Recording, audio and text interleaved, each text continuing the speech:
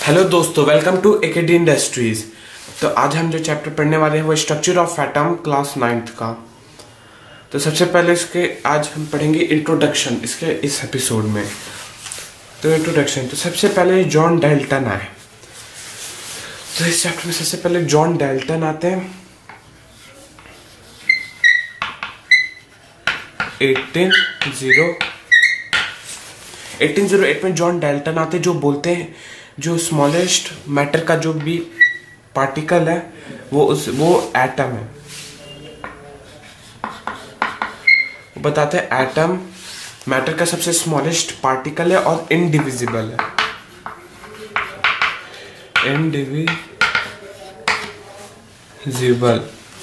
Indivisible particle है। तो further इस आइडिया को इलेबोरेट करते हैं और अपना पूरा फुल सेट ऑफ थ्योरीज निकालते हैं। पूरे एक थ्योरी का सेट निकालते हैं जिसे कहा गया Dalton's atomic theory. Dalton's atomic, ये कहते हैं पूरा डाल्टन्स एटॉमिक थ्योरी। तो अभी करता क्या है ये थ्योरी, करता क्या है इसका यूजेस देख लेते हैं। सबसे पहले ये एक्सप्लेन करता है laws of chemical combination. Chemical combination, तो जो सबसे पहली चीज इस थ्योरी से हम कर पाते हैं या एक्सप्लेन कर पाते हैं वो है लॉज ऑफ केमिकल कॉम्बिनेशन। जो दूसरा चीज एक्सप्लेन करती है वो है रिलेटिव एटॉमिक मासेस। रिलेटिव, ये थोड़ा ब्रॉडर टॉपिक है।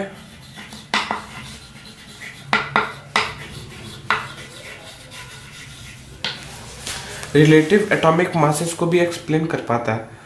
तो अब कुछ चीजें थी जो डाल्टन की थ्योरी नहीं एक्सप्लेन कर पाई, इसकी वजह से लोगों ने इस थ्योरी को रिजेक्ट कर दिया।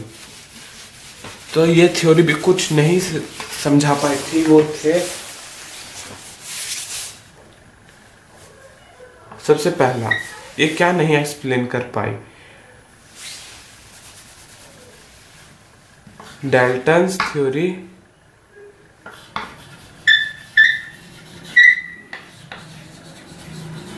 could not explain। तो Dalton theory could not explain number 1।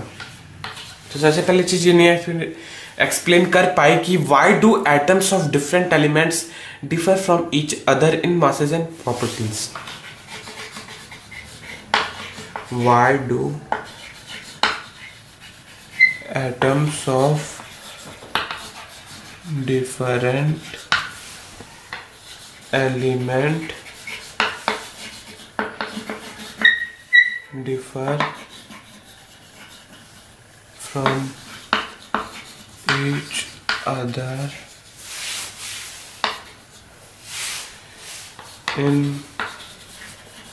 in masses and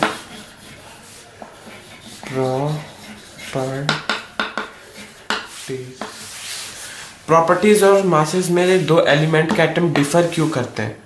जैसे गोल्ड और सिल्वर, उन दोनों का एटम का जो मास होगा वो डिफरेंट होगा और जो उनका प्रॉपर्टीज भी होगा वो भी डिफरेंट होगा। जो दूसरी चीज जिन्हें एक्सप्लेन कर पाई थी वो था why do atom combine to form molecules. Why do atoms combine to form molecules की दो एटम कंबाइन करके फॉर्म करते हैं। जैसे हो गया H2O, ये भी एक मॉलिक्यूल है, दो ऑक्सीजन और हाइड्रोजन के एटम से कंबाइन होके बना है। तो ऐसा क्यों करते हैं एटम। ये दो चीज थे जो एक्सप्लेन नहीं कर पाए। फिर इसके बाद आता है जो थ्योरी डेवलप हुई थी या जिस पे एक्सपेरिमेंट करके जिसे फॉर्म किया गया था वो था existence of charge particles. existence of charged particles in matter।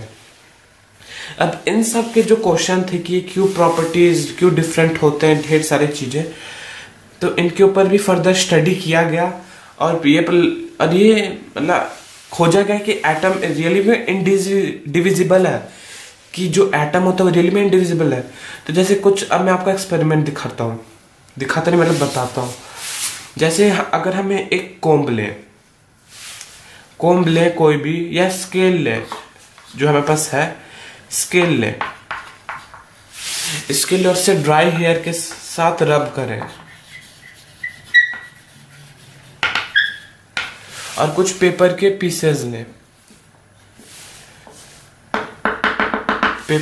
लें, तो जब हम इसके अगेंस्ट रब करेंगे और जब इस स्केल को यहां लाएंगे तब भी क्या होंगे, अट्रैक्ट। अब क्यों होंगे, क्योंकि ये एक्सपेरिमेंट से हमें पता चला कि जो इलेक्ट्रिकल चार्ज है वो अट्रैक्ट करता है अपने अपोजिट चार्ज के।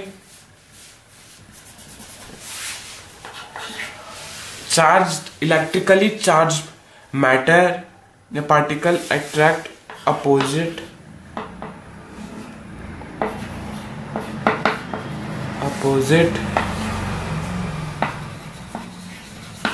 Charged particles.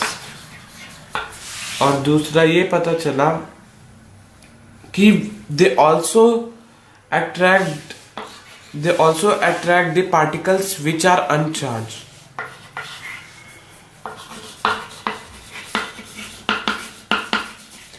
इससे ये भी पता चला कि जो चार्ज पार्टिकल होते हैं वो अनचार्ज पार्टिकल को भी अट्रैक्ट करते हैं।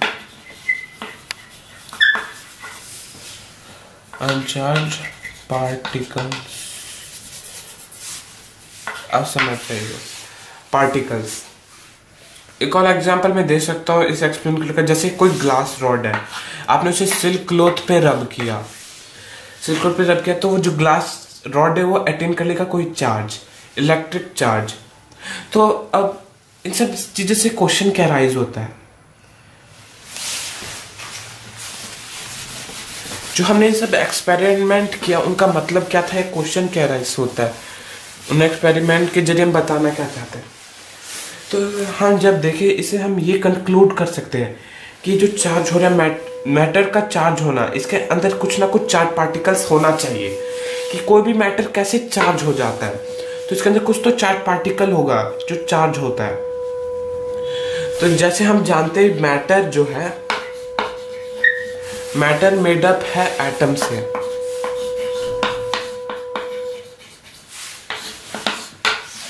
तो अगर मैटर में कोई चार्ज पार्टिकल है तो डायरेक्ट क्वेश्चन उठाता है एटम पर, तो इसका मतलब एटम के अंदर कुछ चार्ज पार्टिकल होना चाहिए।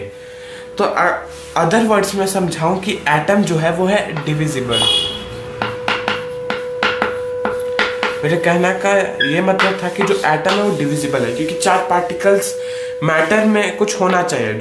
जो एटम से तो बन के मैटर बनता है, तो अगर मैटर में कुछ चार्ज पार्टिकल होना चाहिए, इसका मतलब एटम में चार्ज पार्टिकल होना चाहिए। तो पर बोला गया था एटम तो इंडिविजिबल है, एटम खुद ही एक कंस्टिट्यूट करता है, पर इसमें कुछ चार्ज पार्टिकल होना चाहिए, जिससे हम ये फर्दर कंक्लूड कर सकते कि वो डिविजिबल है। तो चलिए अब आगे बढ़ते हैं। तो ये इंट्रोडक्शन यहां तक खत्म, कहानी शुरू होगी हमारे अगले एपिसोड से। तो इस चैप्टर का एम क्या है, तो इस चैप्टर का यही एम है कि इलेक्ट्रॉन, प्रोटॉन, इन सब।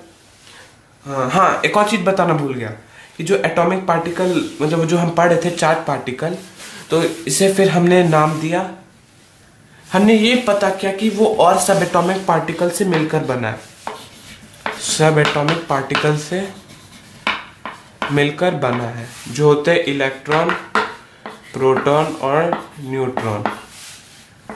प्रोटॉन, इसका भी सिंबल बना इलेक्ट्रॉन। तो ये सब ठीक है। तो अब इस चैप्टर का एजेंडा क्या है, मोटो क्या है, एम क्या है पढ़ाने का। तो चैप्टर का यही है कि इलेक्ट्रॉन प्रोटॉन की डिस्कवरी किसने की, डिस्कवरी, और कैसे डिस्कवर हुए, डिस्कवरी किसने किया और कैसे हुए, और दूसरा है वो कैसे किसी एटम के अंदर अरेंज्ड रहते हैं, मतलब कैसे वो अरेंज एटम के अंदर कैसे वो रहते हैं, वो तीनों सब एटॉमिक पार्टिकल, यही इसका मोटो एजेंडा है, मॉडल ऑफ एटम भी कह सकते हैं।